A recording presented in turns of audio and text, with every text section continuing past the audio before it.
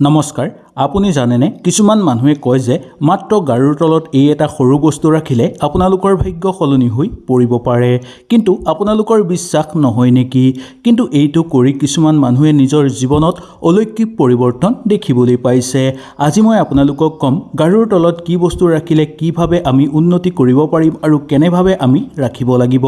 আৰু কি বস্তু আমি ৰাখিব লাগিব আহক তেনেহলে আমি বেছি দেৰি নকৰি সুন্দৰভাৱে জানি লওঁ যদি কিবা বুজি নাপায় নিশ্চয় মোক তলত কমেন্ট কৰি জনাব আজিৰ ভিডিওটো একেবাৰে অলপ ভিন্ন কাৰণ আজি আমি জানিম গাৰুৰ তলত কি বস্তু ৰাখিলে আমাৰ ভাগ্য সলনি হয় ভিডিওটো শেষলৈকে চাবলৈ একেবাৰে নাপাহৰিব কাৰণ শেষত এটা বাস্তু টিপছৰ কথা জনাম যিটো টিপছ আপোনালোকে পালন কৰিলে আপোনালোকৰ ভাগ্য এমাহৰ ভিতৰতে সলনি হৈ পৰিব এজন মানুহ আছিল মানুহজনৰ নাম আছিল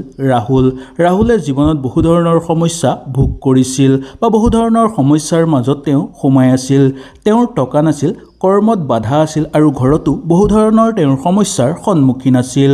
এদিন তেওঁৰ এজন বন্ধু তেওঁ ওচৰলৈ আহিল বা তেওঁ এজন বন্ধুক লগ পালে আৰু বন্ধুজনে ক'লে যে তুমি শুই থকাৰ সময়ত গাৰুৰ তলত এই এটা বস্তু ৰাখি শুবা 7 দিনৰ ভিতৰত ইয়াৰ পৰীক্ষা বা ইয়াৰ উত্তৰ তুমি সুন্দৰভাৱে লাভ কৰিবা কিন্তু প্ৰথমতেই ৰাহুলে বিশ্বাস কৰা নাছিল এই কথাটো কিন্তু ভগৱানৰ নাম লৈ ভাবিলে যে এনেওতো মোৰ জীৱনত দুখ চলিয়ে আছে এইটো মই কৰি চাওঁ বিশ্বাস অনুসৰি কৰি চালে আপোনালোকে সফলতা নিশ্চয় পাব সেই বুলি ভাবি তেওঁ সেই কামটো কৰিবলৈ চেষ্টা কৰিলে প্ৰথম দিনা কোনো পাৰ্থক্য নাপালে 3 নম্বৰ দিনাও অলপমান পাৰ্থক্য পালে আৰু ঘৰত অলপ শান্ত পৰিৱেশ দেখিবলৈ পালে 7 দিনৰ ভিতৰত কিছু পৰিৱৰ্তন তেওঁৰ জীৱনলৈ আহিলে তেওঁৰ জীৱনত সুযোগ আহিবলৈ ধৰিলে কিন্তু সত্য কথাটো হ'ল গাৰুৰ তলত এই বস্তু ৰাখি শুলে জানো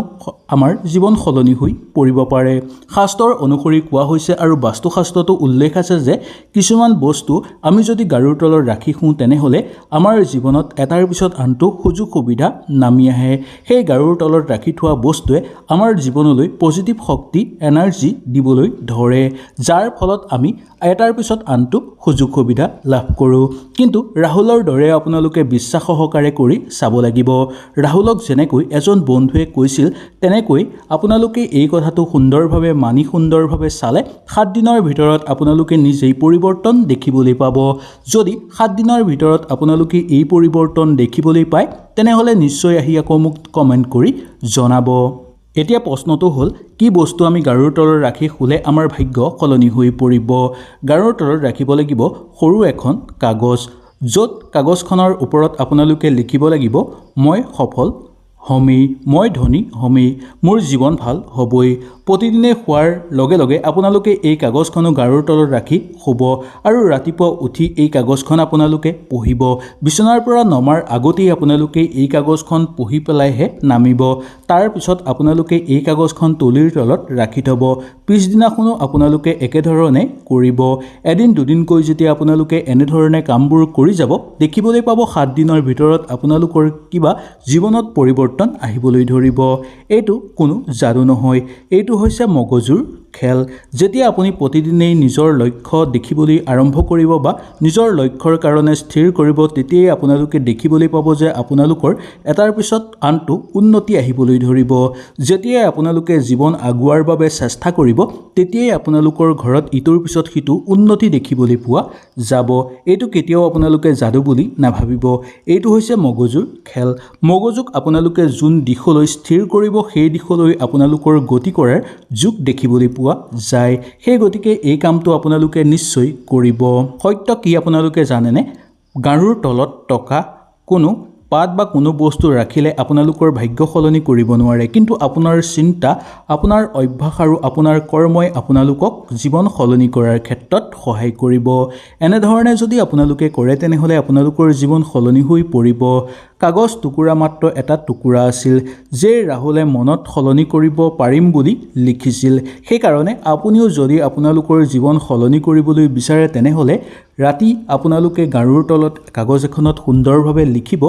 মই ধনী হ'মেই, মই সকলো কাম কৰিব পাৰিম, মোৰ জীৱন মই নিজেই সলনি কৰিব পাৰিম। আৰু ৰাতিপুৱা উঠিয়েই সেই কাগজখন আপোনালোকে পঢ়ি চাব আৰু সেই কাগজখনৰ প্ৰতি লক্ষ্য কৰি আপোনালোকে কৰ্ম কৰি যাবলৈ চেষ্টা কৰিব। আপোনাৰ চিন্তা, আপোনাৰ অভ্যাস আৰু আপোনাৰ কৰ্মই আপোনালোকৰ জীৱন সলনি কৰি তুলিব। আপুনিও এনেধৰণে কৰক আজিৰ পৰা। এখন কাগজৰ টুকুৰা ল'ব আৰু তাত আপোনাৰ এই 3টা লক্ষ্য নিশ্চয় লিখিব।